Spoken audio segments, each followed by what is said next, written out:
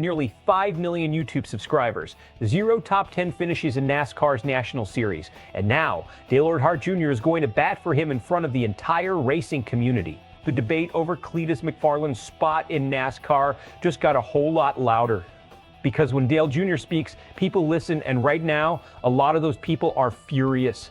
Cleetus McFarland, real name Lawrence Garrett Mitchell, holds a part-time 2-year deal with Richard Childress Racing. He's competing in what's now called the O'Reilly Auto Parts Series. His results so far?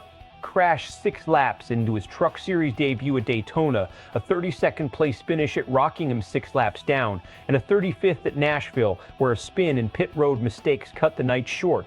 At Nashville, Dale Earnhardt Jr. publicly defended McFarland's development, vouching for the work RCR is putting into him and the attitude Cleetus is bringing to the garage. Not everyone is buying it. To understand why this debate is so heated, you have to understand the ladder system NASCAR runs on. Most professional drivers spend years grinding through ARCA, late models, and the lower touring series before anyone hands them a national level opportunity. That grind is long, expensive, and brutally competitive, and for many of those drivers, the seat never comes. Then along comes a YouTube personality with a massive following, limited professional experience, and a direct line to a top-tier team.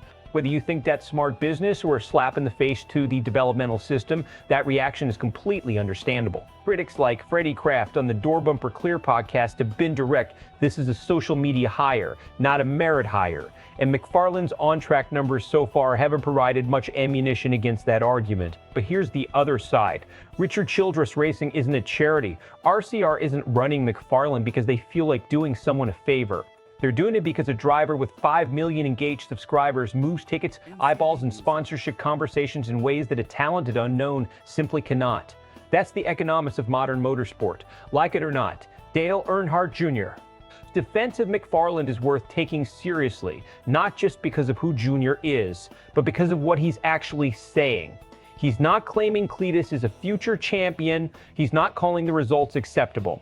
What he's pointing to is the process, the sim work, the testing at Rockingham, the coaching from people who know how to build race car drivers. Junior has seen what happens when teams take shortcuts versus when they genuinely invest in development. He's making the case that RCR is doing the latter. And then there's Cleetus himself. When the car came home 35th at Nashville, McFarland got on the radio and took full ownership, called out his own spin, didn't deflect, didn't point at the car or the setup.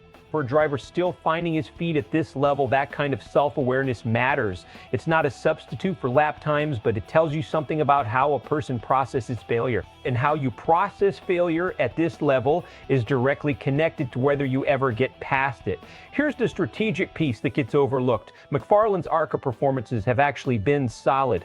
A P11 at Daytona and a second place at Talladega aren't flukes.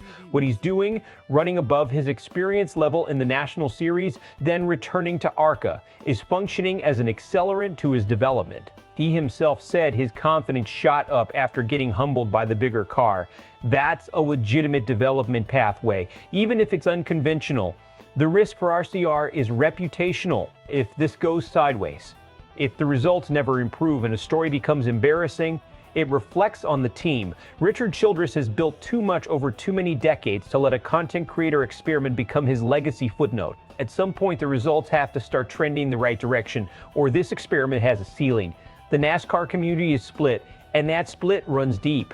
One camp sees this as the sport selling its soul for clicks. These are the fans and insiders who believe a National Series seat is sacred ground, earned through years of sacrifice. To them, handing that opportunity to a YouTuber feels like a betrayal of the competitive integrity that makes racing matter. The other camp, and this one includes a lot of newer fans who came to NASCAR through Cleetus' channel, sees nothing wrong with the sport widening its tent. They point out that more eyes on NASCAR is never a bad thing, and that Cleetus is genuinely working to improve, not coasting on his platform. Dale Jr. stepping into that debate and landing firmly in the second camp carries weight. He's not a casual observer. He's a Hall of Famer, a team owner, and one of the most respected voices in American motorsport. When he says the people at RCR aren't just cashing a check, that's not spin. That's a credibility endorsement that the McFarland camp desperately needed. The development arc works. McFarland's ARCA runs keep improving. His National Series outings stop ending in early exits, and by the back half of the 2-year deal, he's a credible midfield competitor. The fan crossover becomes a genuine long-term audience pipeline for NASCAR, and the critics have to quietly revise their take. The results plateau. The crashes keep coming, the gap to the field stays wide, and the novelty of the YouTube audience wears off before the driving ever catches up.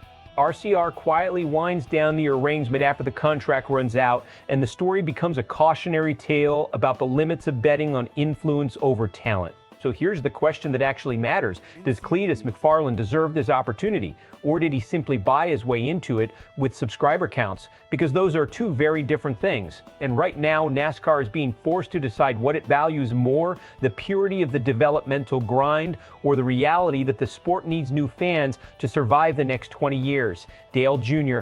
has already made his call. What's yours? Drop it in the comments, because this is exactly the kind of debate that separates the casual fans from the ones who actually understand what's at stake in this sport.